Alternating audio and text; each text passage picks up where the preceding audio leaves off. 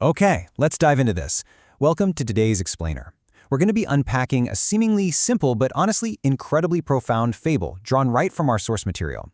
It's called The Legacy of the Mango Tree. And, it completely challenges how we think about our daily routines, our long-term goals, and, well, what it actually means to leave a legacy. If you've ever felt completely burned out by that constant pressure to just produce immediate results, or if you've kind of wondered what the real point of the daily grind actually is, this explainer is definitely going to give you a fascinating new perspective. So why put in the work if you'll never see the results? Seriously, I want you to just sit with that for a second. In our modern world, literally almost everything we do is driven by the payoff, right? We work to get paid, we study to get the grade, we hit the gym to get fit. But what happens when that payoff is just entirely removed? What happens when the timeline for the results stretches way, way beyond your own lifetime? Well, that is the exact puzzle at the heart of the story we're jumping into today. Section 1. The Old Man's Routine. We start our story in a super quiet, remote village, tucked away far from all the hustle and frantic achievement of modern city life. And in this village lived an elderly man. Now, the source text explicitly points out that no one actually knew his exact age, but he was at least 80 years old, maybe even older. He was basically just known as the old man in the village. But what everyone did know for sure, and what he definitely felt in his bones, was that there were very few years left in him. His life was drawing to a close, and that makes his daily actions, the way he chose to spend his final years, all the more intriguing. Because, despite his advanced age, this old man had a daily routine that he stuck to with absolutely unwavering dedication. It went like this. Step 1, he'd wake up every single day. Step 2, he would walk out of his house, taking a little trek entirely past the village boundaries. And step 3, he'd return home. Sounds incredibly simple, right? But the sheer consistency of this daily walk, day in and day out, by a guy well into his 80s with fading energy, it was something that really demanded attention. It was like clockwork. Section 2. A Boy's Curiosity. Now, what's really interesting about this slide is We're no longer just looking at the old man in isolation. A new family moves into the house directly adjacent, bringing a fresh, highly observant set of eyes to a routine that the rest of the village had kind of just taken for granted. Enter Benny. The text specifically notes that Benny was a super curious boy and a naturally good observer. With his perfect vantage point right next door, Benny quickly picks up on a distinct pattern. At the exact same time every single day, the old man goes out. Benny's curiosity is, as you can imagine, heavily piqued. What in the world is this elderly man doing outside the village?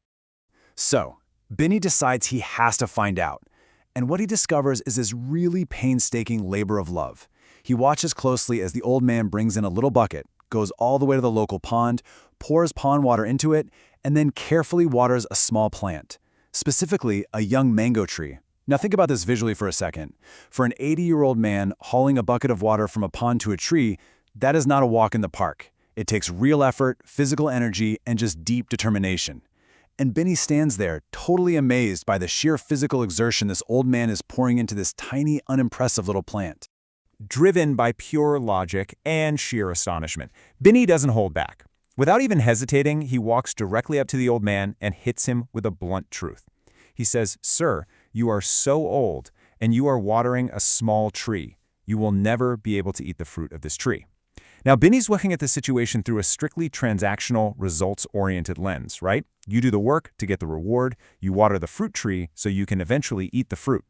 To Benny, the old man's labor makes zero sense, because the timeline of the tree's growth is way longer than the timeline of the old man's remaining life. Section 3.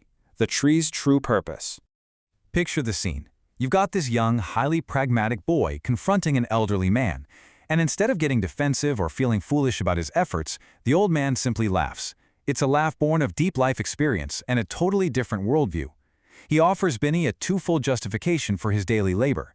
First, he explains that he's watering the plant precisely so that generations to come can reap the benefits.